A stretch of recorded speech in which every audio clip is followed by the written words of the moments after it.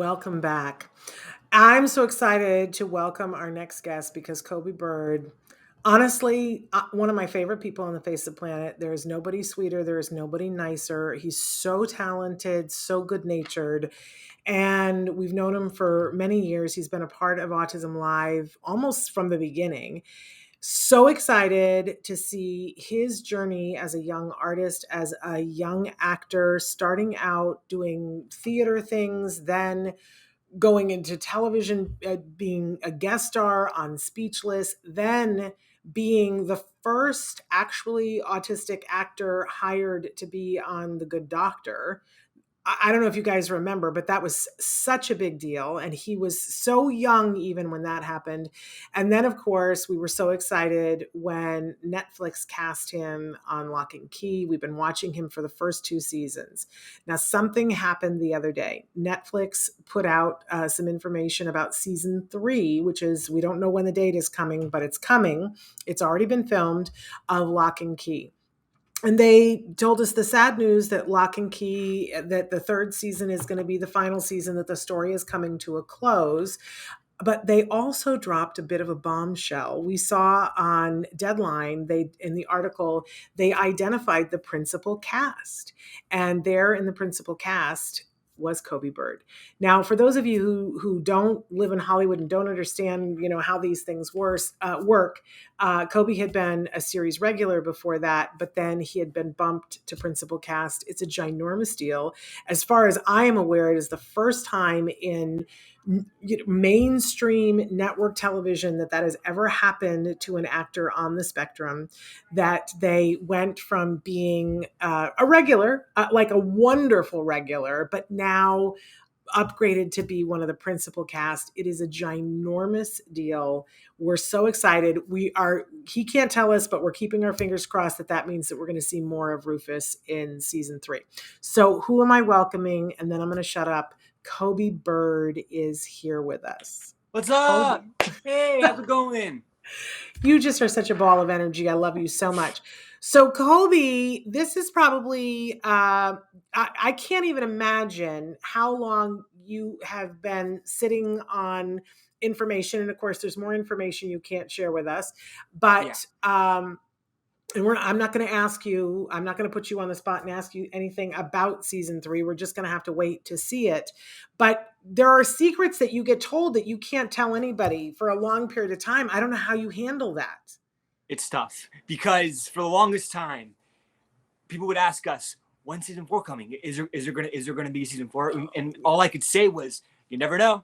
So I can't see anything yet, but how do I say this?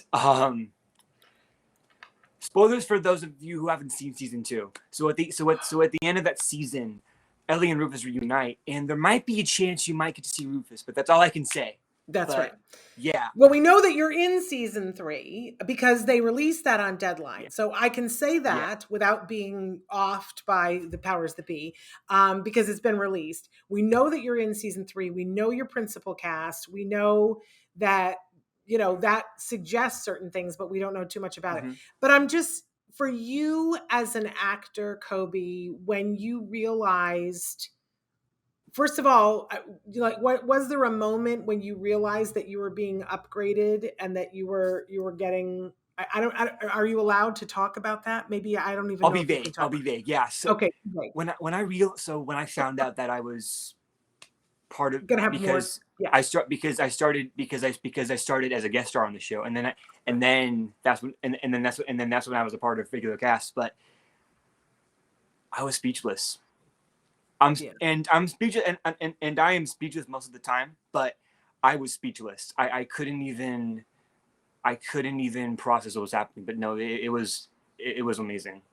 Well, we certainly, you were away for quite a long time because you almost filmed season 2 and 3 back to back, right? There was like a couple of weeks in between.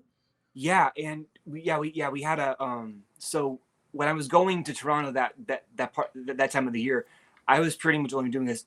I was only doing one scene, and we thought we'd be there for a few weeks, but then things changed, and then we were there for a lot longer. Yeah. So we were there. There was a hiatus in April, and then season 3 officially started filming in May. So then that's when everything begun.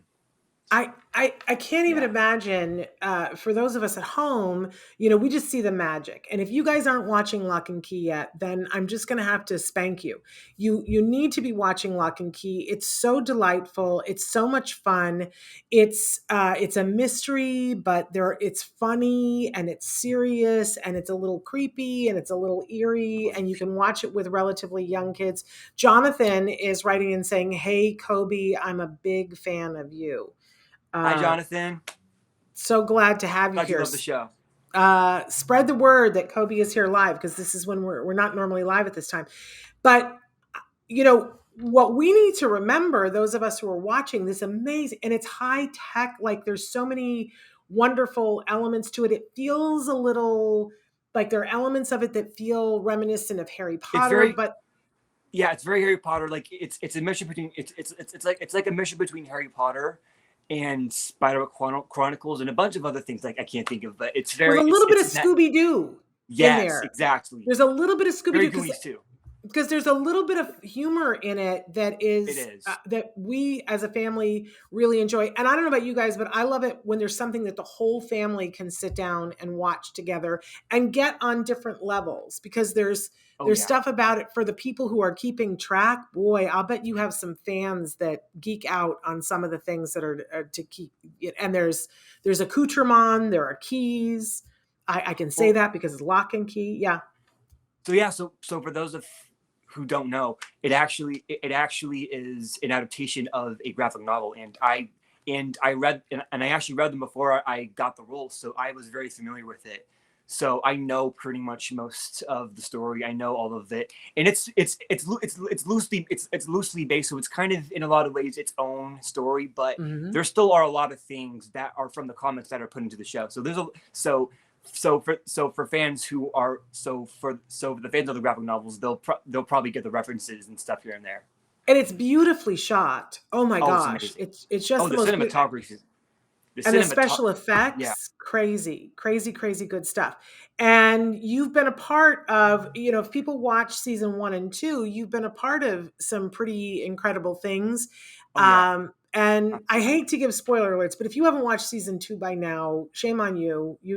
By a vowel, dim the sound down for just a second, because for a great part of season 2, you're someplace else, but you finally get to come back at the very end for this very Yeah. emotional thing that had us all on the floor. Oh, Coby had us just sobbing. when we um shot when we shot that scene, because it was during when COVID was still really high and yeah, really intense. So social distancing was a thing. It was intense, and that hug, that was like the first time we were able to break away from our chains and just the emotions that we all went through. so amazing. It was amazing, and that was just practice. That was just rehearsal. So it wasn't even it wasn't even part of it. But just that first time we hugged, we felt just it was like it was like being back in time, because we were so used to being in our bubbles, and finally being able to be outside. It was wonderful. I mean, you guys, this is the point that I was trying to get to, is that you guys were doing this in the heart of the pandemic. That Yeah. season 2 and 3 all shot in the heart of the pandemic. And when I hear people still, first of all, let me say this, Coby, congratulations to you, because you have been just beating a path through all of the objections. When I think about when you were 14 or 15 and you were on Speechless, and we were like, oh my gosh, they actually cast somebody who was Oh, on the spectrum to play somebody on the spectrum. It was almost unheard of at that point. it And really there you was. were. Were you 15 years old? How old were you? I was 15. Yes.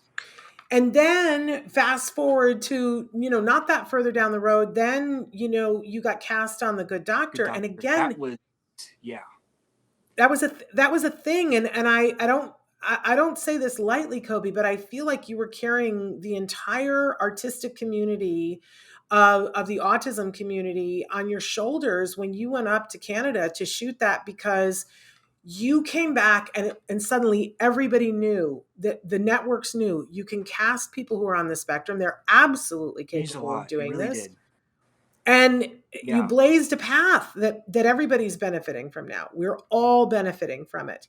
And I love that now you've benefited from it greatly, and that even on your show you got bumped up to principal. I just absolutely love this, Coby.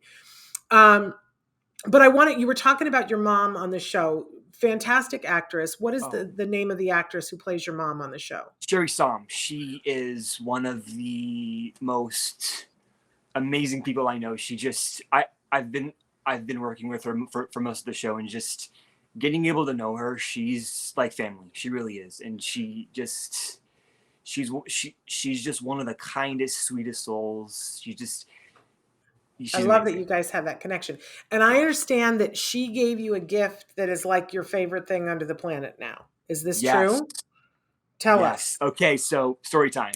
Okay. Back when I was in Toronto of last year, I I love everything vintage. I love retro things, and I collect cassette tapes. I have a bunch of Walkman, and recently I have an old PlayStation 2 that I still play all the time. And and when I was there, I was trying to find a boombox because I wanted something for my cassettes. So we went a few so we went through a few thrift shops, and I didn't find a boombox, but I did find a copy of The Empire Strikes Back on VHS, and I got that immediately, and I was ecstatic, and as soon as I got that, I thought, well, I need a VCR for this, and that's what and next thing I knew, I wanted to get a VCR. So we went to almost every thrift store in that area, trying to find any kind of VCR. But as I went, I'd find a tape, and then I find another tape, and then another tape, but still no VCR. So one day on set, me and Sherry were filming on a rig, which is a car that's rigged on a truck, and pretty much we're stuck in the car for hours, Yeah. and it can and you have to be and it takes a lot of patience because you're pretty much there the entire time. There's cameras through the windows. It's a lot. During one of those scenes, me and Sherry were talking, and I was telling her about the VCR, and then about an hour later, she said to me, I'm going to my mom's house in Ohio. I just realized she still has her VCR there. When I go there, I'll see if I can bring it to you. And I was overblown with joy. I was so happy. That was just it was amazing. A month later, also on set, she brings me the VCR, and my mom has a picture of me with the VCR. I'm sitting on my chair looking at it like I'm an 8-year-old at Christmas. I'm just that was one of I just held it just speechless, having no idea what to say. I was so happy. You So love that VCR. And that so the other day I saw you posted there was a contest for people to decide what was the first movie that you watched on it. So what and the waiting for us, what was the first movie you watched on it? Empire Strikes Back, because that was the first one I had. So that was Got like it. the one because that's probably one of my favorite movies of all time. So I knew that was the one to watch it on. And then I had a few others, but that was the one I wanted to watch because I know that was the perfect that was the perfect debut. Yeah. Can I tell So you I something horribly ironic, Coby? I have like um 6 VCRs in my garage. oh my gosh, really? Yes, What? if I had known you needed one. Oh I even have VCRs that have like the CD player next to the yes. DVD player next to the thing, because I used to convert old VHS that people had to CDs and DVDs for them. So I Oh have a boneyard of because I had to have it to transfer the stuff. So I yeah, have a bunch of them in my that garage. is so cool. Kobe, if you'd like to come visit sometime. I'd Uh, love there we go. to. And I said to you the other day when I saw that you had one, I have tapes too. because we had them. Like I have all the old Really? Rankin Bass Christmas cartoons, like Oh, you do all of them not. on VHS, Kobe. What? I know you'll have to come Oh my over and check it gosh. out For me, it's because Christmas every day.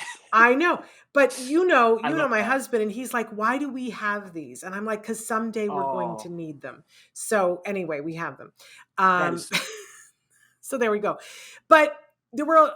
I love that you're into retro things. I think that that is super fun.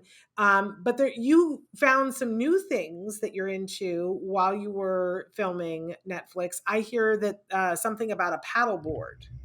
Yeah. So Tell me about that. so I learned how to paddleboard way back in Toronto. One um one of the women who did my makeup, she was a paddleboarder and she wanted to teach me. So she taught me, and that was wonderful. I was a lot better than I thought I was going to be. I thought most of the time I was going to be falling over, and I only wiped out like once or twice, but it was a blast. And then I didn't do it for a while, but then I went back to Hawaii for a month, and I actually did it again, and it took me a while to get back into it. But after that, I wanted to be on the water for hours. Just I was having the time of my life. Amazing. That takes a lot of Yeah, balance, it Code. does. It does. Oh, trust me. Like I'm sure that I couldn't do it. yeah. But another thing that takes a lot of balance and something that you really hadn't done, correct me if I'm wrong, until you were in Canada, was ride a bike. Yeah. Yeah. So for the longest time, I wanted to. I could never ride a bike because of my autism. It was just a hard thing for me to What do, was hard about and it? Do you remember? the bouncing.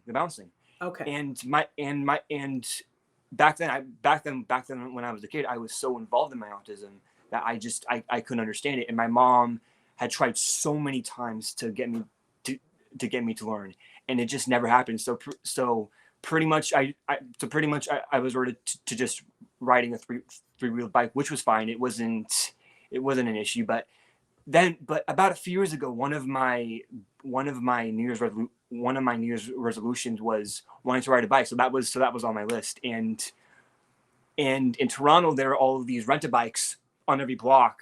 And one day I just thought, you know what?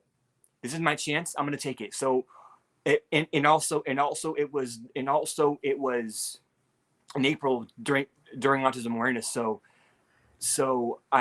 one night me and my mom went to rent a bike, which actually was like right by our residence, and I was there for almost about 2 hours just learning. And like with paddleboarding, I picked it up, and with when I thought it would have taken me weeks, I actually learned how to ride fully. And then the next day, my mom had an idea to go. So in Toronto, there's um, on Lake Ontario, there is an island called the Toronto Island, and it's and it was off season, so it was so no cars, nothing. It was it was practically a ghost town, and I rode 8 miles the Wow. next day, and it was just I wanted to ride for 20 miles. I could have done 100 honestly, but Wow. no, So, but Kobe, for people who, I mean, you're friends with my son, and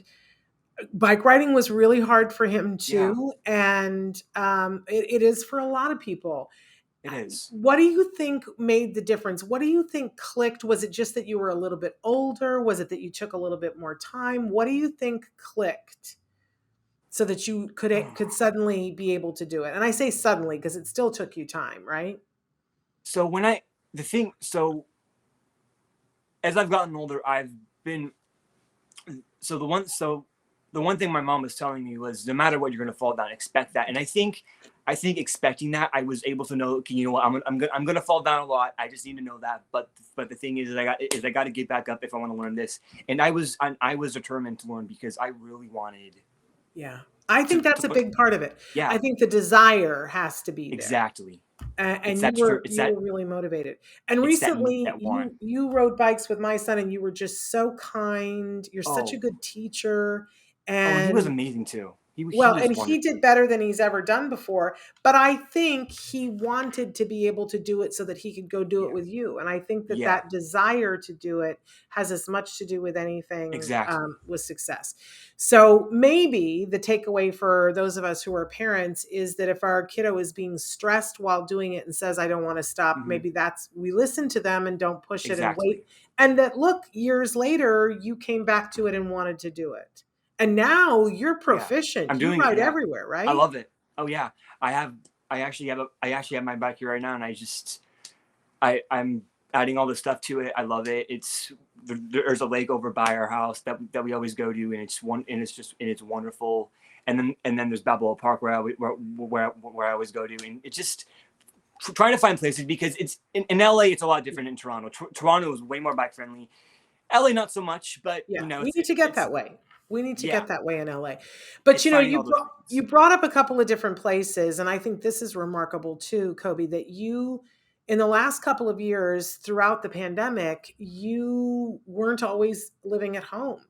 In fact, you were living in Hmm. two vastly different places. You lived in Canada for a good portion of the pandemic, and then you Hmm. spent time in Hawaii as well. I'm wondering, what that was like for you, and any insights that you have for us about how different it is in different places to live, especially during the pandemic. So yeah, so for my entire life I've pretty much stayed in California. Yeah, I've been to Hawaii a few times as a kid, and yeah, I went to Florida, but I never actually, but only for about a week or so, and that's pretty much it. I never stayed for longer that that time, so it was new to me. So, but the fascinating thing about living in those different places is that we I never thought I'd live there for that. I never thought that I would stay there for that long, and it's that surprise you get. Oh wow, I'm actually going to be here for a lot longer than I thought it would. But also, it's amazing because being I was in Hawaii for 4 months, which was just amazing. And it was a lot of work too, but it was wonderful, and I loved being able doing all these new things, learning new things. I learned how to sheep herd. Um, That's amazing. I learned how to drive. You got to put I that on your resume. Yeah, That's going to I come in know handy for some film. They're going to be, exactly, you need a sheep exactly. herder and you have experience. I gardened every day, just all of these things, and but also it was pushing me out of my comfort zone because I wasn't used to being out in the red dirt, being out in the water, and one of the big changes was one day it was pouring rain. I was going to the beach with my mom, and suddenly just started to pour rain, and I just let loose, and I got out, and the water getting on my hair, my clothes, just the dirt, everything, the sand. It was all as a, if I were a lot younger, I would have never done that, but I pushed myself, and it was one of the best days of my life. It was just being out in the rain, being free, just enjoying myself. I loved it, and then after that, after that, then there was a sheep herding. Then there was a work doing doing all of those things. Being able to push myself out of my comfort zone was wonderful. Yeah. And But go ahead. and Toronto too. But Toronto was 7 months, so that was pretty much where I was living. Yeah. That was my home, and I so many things happened in those 7 months that I will never forget. That is a time in my life that I will never forget. It's just because it changed my life. It brought me out of my shell even more, and and it changed it changed my life, and that is something that I will never even try to forget Yeah. because that is who made because that is what because that is what made me now, that is what has Yeah. made me the me now. Absolutely. It's a part of Yeah, your heart. It's a part of your being forever. And I'm sure that part of it is what you were doing there. But I want to ask you, and tell me if this is a hard question for you. What is your favorite thing about Toronto? everything. Well, Not now you can even. be a politician. That was a good Oh yeah. answer. There's no one thing. What's the thing you miss the most? If you were going to Oh, Toronto today, what would you do? or what would you eat, or where would you go? That actually is a hard question because there was never one thing. Yeah. But I will say one of the things I miss. Okay. What so in Toronto is so allergy friendly. I'm gluten free and dairy free, so it's been a part of my life since I was 5. It's been me, and Toronto. Oh my goodness, they're just amazing. There were so many places that I could go to that I could have most of the stuff on the menu. It was wonderful, Wow. and there was one place that we would that we would order from called Riz on St. Clair, and it was a Thai place, and they had I could pretty much have everything on the menu, Wow. and and one day I got it. It's probably my favorite restaurant of all time because it is just everything there. Like it's amazing. There are days now where I would just be sitting on my couch watching TV, and then suddenly I'll see something, and then I'll think, I miss Riz. I want to go. I want to go to Riz, and that is that is one place that I just Okay. completely am So about. it's called Yeah, Riz. Riz on St. Clair. Riz on St. Clair. If anybody goes Yeah. to Toronto. Okay. And then what about Hawaii? What's your favorite thing about Hawaii, or what's the thing you would do if you were there right Oh, now? And obviously, you have relatives yeah. there that you would see and whatever. Let's leave them out of it. Just the It's Hawaii experience. What's your favorite thing? I love it. See, I love it because where I was staying, it was on a small island called Molokai. It's between it's it's a Maui country, so it's right next to Maui and Lanai, and it's a really tiny island, 30 feet long, Wow. or no, 30 miles long, not 30 30 feet miles long. long. Yeah, 30 Um, feet would be yeah, very very, small. very, You don't yeah, have to very stand tiny. on one piece of dirt. Okay. But I make that but mistake all the time. but it's a Uh, very tiny island, only 7,000 people, wow. and it's like being in a small community because it's but the thing is that everybody it's almost like one big family, but also it's just the just the feeling of just the feeling of aloha spirit, and Wow. just having that positivity, but but also in many ways it's very light, it's very meditational because Oh. there would be days that I would just go on drives with my mom on the east on the east end, because on the west end it's all dry, it's all red dirt, it's all out in the country, but then on the east side it's all jungle, it's all tropical, and there would be days where we would just go driving on the east end, and it was just being being able to feeling the wind, just driving on the road and just looking at everything. It's amazing. It's got to be a different Yeah, pace it is. Oh uh, yeah, compared to LA. LA, Yeah. oh, it's big. It's Yeah. huge. But Big change. it's also just a wonderful place, and that's somewhere I consider my home Amazing. because when I'm there, I'm so comfortable, I'm so relaxed, I'm myself, Yeah. and I don't have any peer pressure or anything like that, because I'm going with the flow, just being able to do things at my own pace, and it's amazing. It really is. It's amazing. Amanda has sent you some blue hearts, and Jennifer Page Marrero has sent a kiss emoji.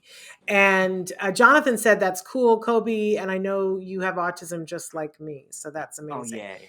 Yay, I love it. indeed. I want to know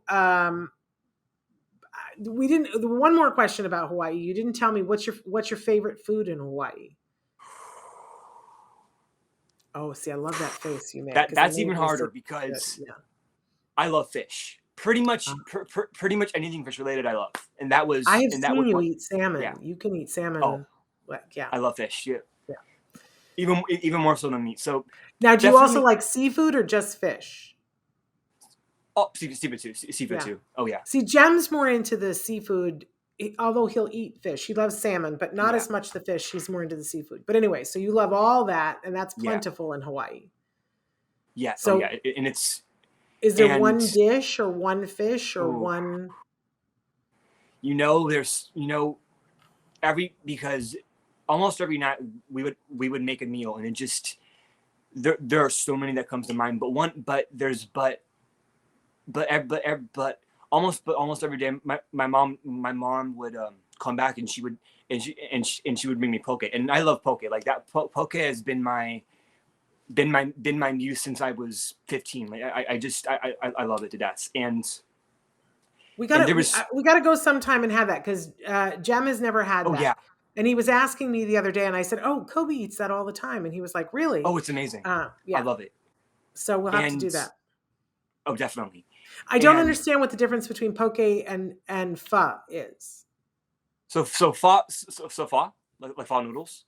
Yeah, So fa noodles is fa noodles, but poke is raw fish.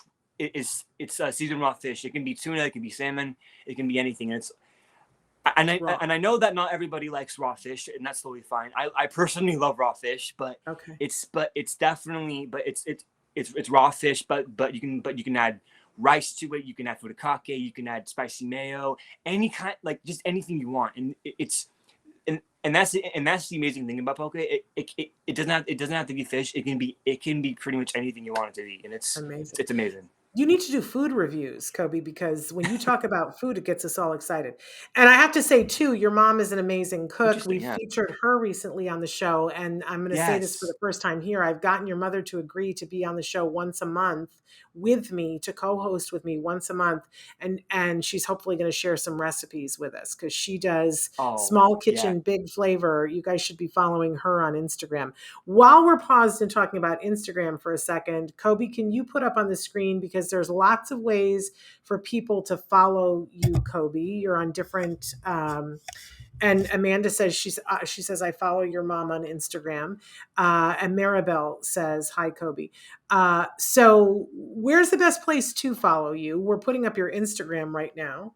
Yeah, perfect. So yeah, you can follow me on Instagram at the Coby Bird, Facebook also the Coby Bird, and then Twitter Twitter Coby Bird.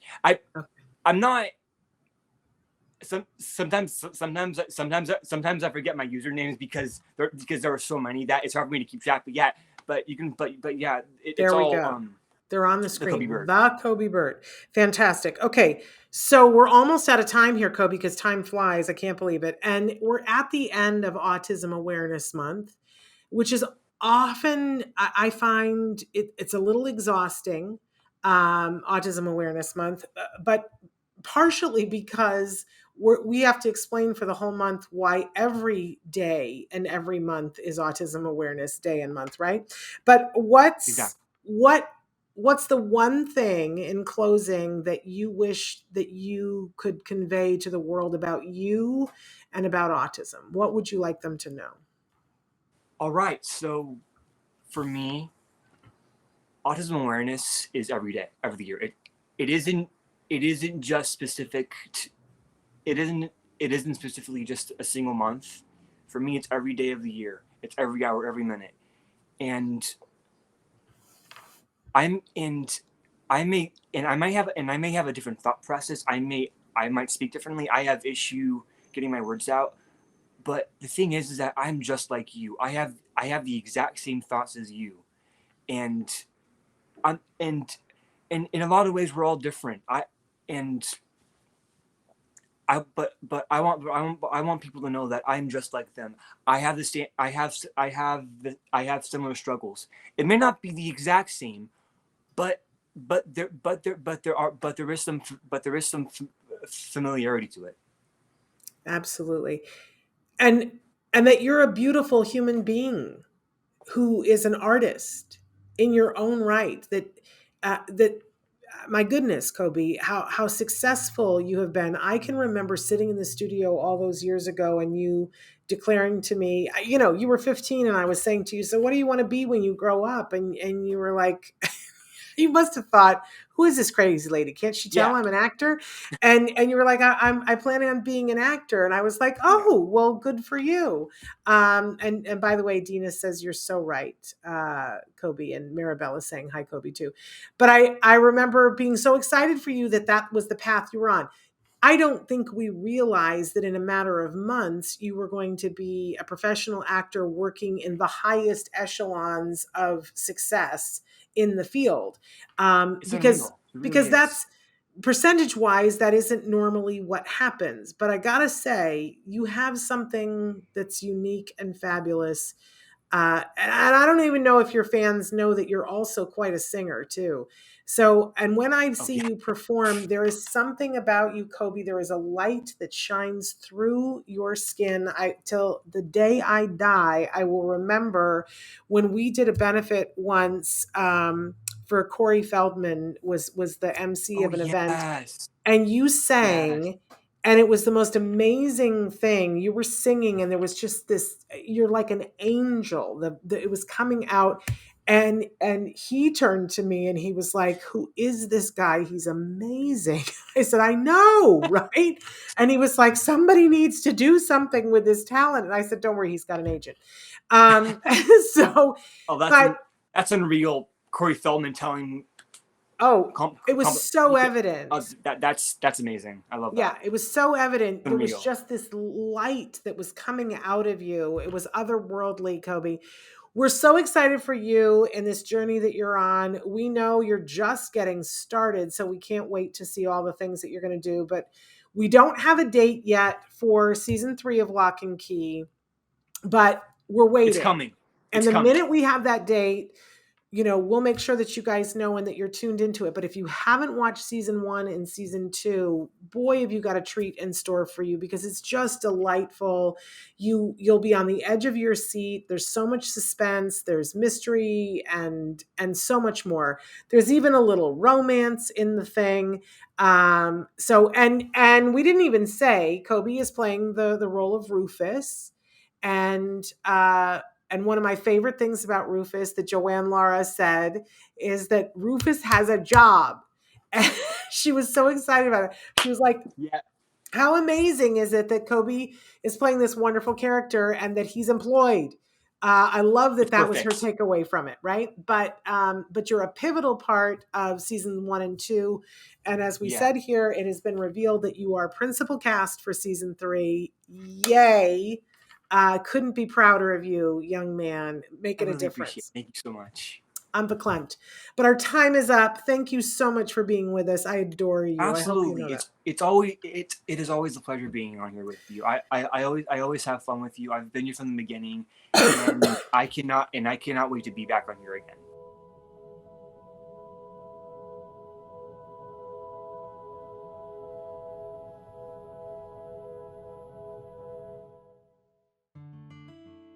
Thanks for watching Autism Live.